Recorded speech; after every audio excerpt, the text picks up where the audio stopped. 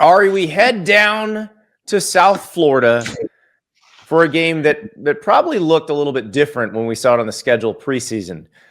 Florida-Miami, we knew based on what happened in the first 3 weeks, the dynamics of this thing could shift pretty dramatically. Mm-hmm. What we have now is Miami looking like a juggernaut, Florida looking extremely wounded. Billy Napier is probably done, but there is the whole last gasp. Can he put together a miracle run? But at this point, DJ Lagway just threw 5 interceptions against LSU. I don't think there's a lot of optimism in Gainesville. It sounds like the fan base is also out on Lagway, which is amazing given how things were 2 months ago. And this is an opportunity, Ari, for Miami to really put their foot on the other school, another school in the state's throat. And I will take you back. I want to take you back to last year. So Miami beat Florida really thoroughly in the Swamp to open the season. You and I were there. After Miami beat Florida State last year, this is what Mario Cristobal said. All recruits in-state, out-of-state can now clearly see the trajectory of this program versus the trajectory of the other programs.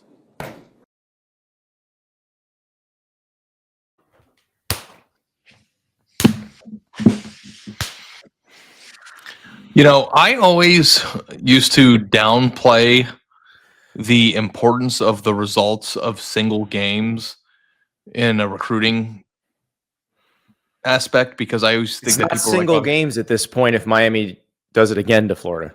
What I was going to say, Andy, was that, and you live in the state, it feels like the single games, if they are going to sway a recruit, the single games between in-state teams in Florida probably carry more weight than others, because you have 3 options of elite level schools or schools that want to be competing for national championships in your state. Geographically, it's kind of split up in an interesting way. And like the ebbs and flows of those programs are so dramatic that like I feel like that was an important win for Miami, not to mention the fact that what you didn't see in that clip, which was after Miami boat raced Florida on their home field, like all their players were going up to the recruits that were there and telling them to come to Miami. Remember that clip? Yeah, we were standing right there. It was wild. Like watching Florida recruiting staffers try to shoo them away because they knew, like they don't want Miami players to have that free advertisement, but they got it.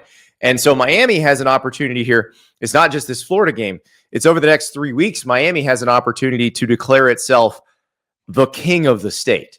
And Florida State obviously is riding high right now. Of course, you can't worry about Florida State before you play Florida. And got to beat them first. But the thing is, if Miami plays the way they played against USF, if they play the way they against Notre Dame, they're going to beat Florida. Yeah.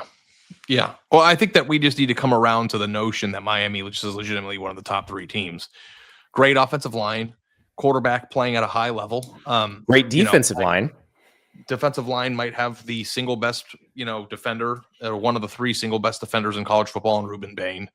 The running backs are really good.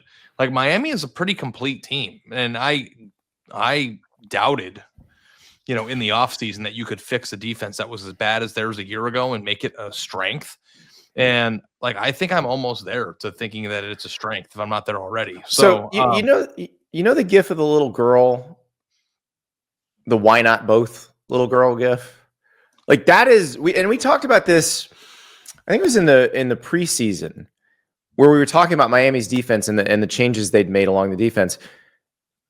Mario Cristobal might have struck the best balance between heavy portal usage, but also hitting and developing your high school signees. Because like CeCe Maui-Noa is a high school signee who's going to be a maybe first round draft pick. Like exactly what Mario Cristobal promised when he recruits an offensive lineman is happening with him. Ruben Bain is a guy they signed out of high school. But then you've also got the guys in the secondary that they got out of the portal this year, like Zachariah Poyser, like Xavier Lucas. Like those guys, they're also fulfilling their promise and doing what they were supposed to, as in come in immediately and contribute. And I think that's the part that's interesting to me, is striking the balance, because Malachi Toney is a freshman that they got out of high school. and they are so excited about him. Yeah. I mean, they've done such a good job with this. Who else has done this? Well, it's really easy to strike a good balance between high school and portal when you're good at both. Like Miami is good at high school recruiting. There are a lot of teams out there that, sign top 25 classes and in between 20 and 30, and then, sign really good portal classes, and like they're not complete teams. If you sign top 10 classes and you sign top 5 portal classes, that's going to work. And I think that the other thing that we need to start coming around to is Carson Beck being really, really, really good. And I think that you were further along in that discussion than I was. I was a Carson Beck doubter in the offseason. Not that I didn't think he sucked or anything, but like I thought he was the ultimate trailer. And the guy has played through 3 games like a truck. He's putting the ball exactly where it needs to be. He's remained calm, even when you look at the way that Notre Dame game played out. He was a very sturdy leader for that Miami team in what could have been a loss. And it didn't, and it wasn't because he played so well. Obviously, I think Ruben Bain is the game wrecker. He's probably the MVP of that team right now. But you have a star freshman receiver who gets open and makes plays. You have a quarterback that can be a difference maker, and a defensive lineman that you really know is going to change games. And it's like, that sounds a lot like what I thought Florida could have been between DJ Lagway and one of their freshmen receivers. It's actually a great segue, because what we saw from Florida at the end of last season was much improved line of scrimmage play. Their offensive and defensive lines looked markedly different than they looked when they lost to Miami and to Texas A&M early in the season. So for this season, they have looked much more like what they did at the beginning of last season. Now, it's not like Florida got pushed around up front by LSU. They basically handed LSU the game by throwing them the ball over and over and over again. So Florida's defense, I suspect we're going to find out, is all right, is not bad. Florida's defense has allowed 3 touchdowns in the last 2 games, I think, right? Right, because remember, one of LSU's 2 touchdowns was a pick 6. So its defense is not really the problem, although it sounds like Caleb Banks hurt his foot again, so he may be gone, and that's not good when you're playing an offensive line as good as Miami. He never came back into the game, did he? No. And Billy Napier said after the game that it was his foot again. So I think really it's going to come down to, does Florida get desperate, keep throwing the ball up? I mean, Lagway was just throwing the ball up for grabs. It was like there was no plan whatsoever. And you know what I think? And I don't know if it's just a theory, but I like theories. Is that we came into the season saying that DJ Lagway had to be Superman for Florida to get where it needed to go. I think we know exactly how much Billy Napier's fate rested in the palm of DJ Lagway's hands, and the fact that he has only played 5 or 6 games. Like, I wonder if the pressure of being the person who has to do it all for Florida, and hearing that and knowing that, put him in a position where he actually pressed to the point where he tried to do it all and in the process did nothing. There's that. That's a possibility. There's a possibility that because he really didn't do much with his teammates this offseason because of injuries, that he's just still very rusty. I think my working theory on this is that, like you saw the touchdown to Aiden Mizell against LSU. It's one of the prettiest throws you'll ever see. It's a throw that most quarterbacks in the college can't make. I think he has such confidence in his arm that he feels like he can throw his way out of anything. And the problem with that is he can't. Nobody can.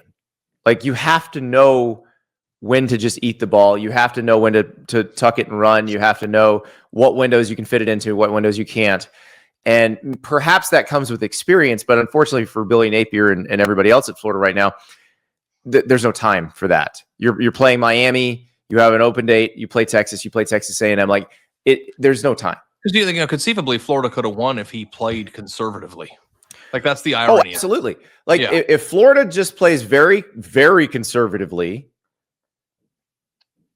and he throws just the first pick, the last 4 don't get thrown, there's a possibility. There's a universe where Florida wins that game like 12-10.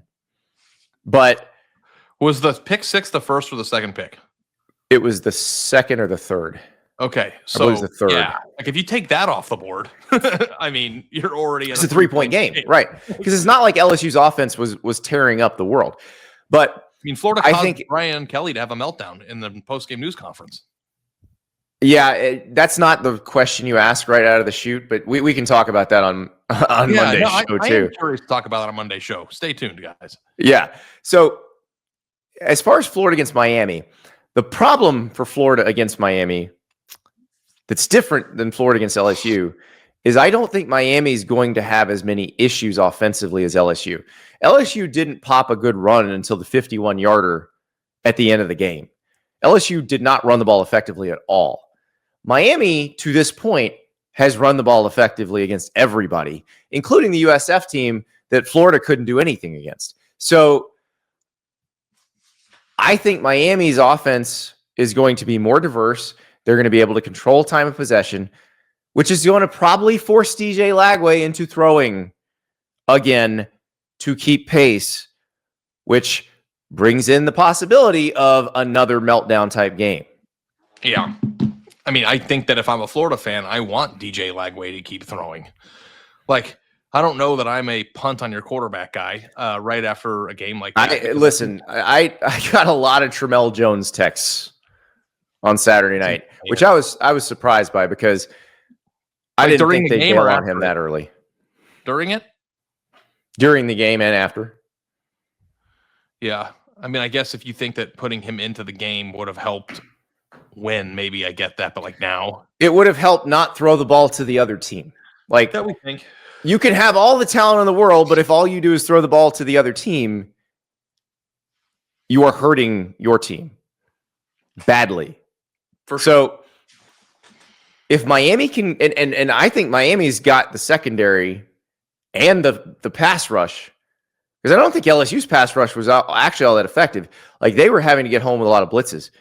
Miami has some guys that there might be some moments where Miami's 4 beat Florida's 5, and they will goad him into an interception doing it that way. Yeah, I'm super excited for DJ Lagway to be a Heisman finalist at another school next year. It's going to be great. But it might be Miami. Like, I'm not kidding. That would be something. Yeah. I'm not kidding.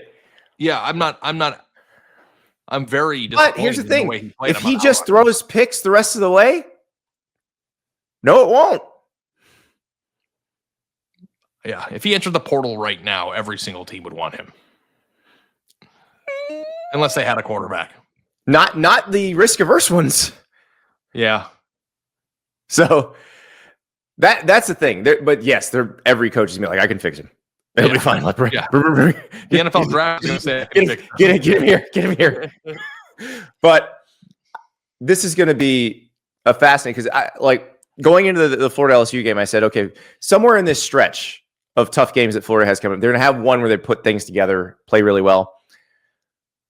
I'm not as sure about that now because the meltdown, I didn't foresee the complete and utter meltdown by DJ Lagway. I don't think Miami's going to be any easier than LSU. In fact, I think it's going to be harder. No, that game is still the outlier for DJ. No, it's not. No, he's been a more interceptions than average kind of quarterback. Yeah, I just mean like 5 interception game is an outlier for any quarterback. Yeah. Yeah, the discourse about being out on the quarterback right now is very interesting, and I think that plays a really good part into the hype of this game. And Miami's hungry; they're foaming at the mouth to do what they did again. It's personal to them. Miami wants to prove to the entire country, Andy, that it's a legitimate national title contender and that it's the king of Florida. And then Florida might be broken. What's more compelling than that? And then they get an open date and play Florida State. So Miami, maybe the most critical 2-week stretch of the season coming up right now. And if all goes well, guess what that means? All recruits in-state, out-of-state can now clearly see the trajectory of this program versus the trajectory of the other programs.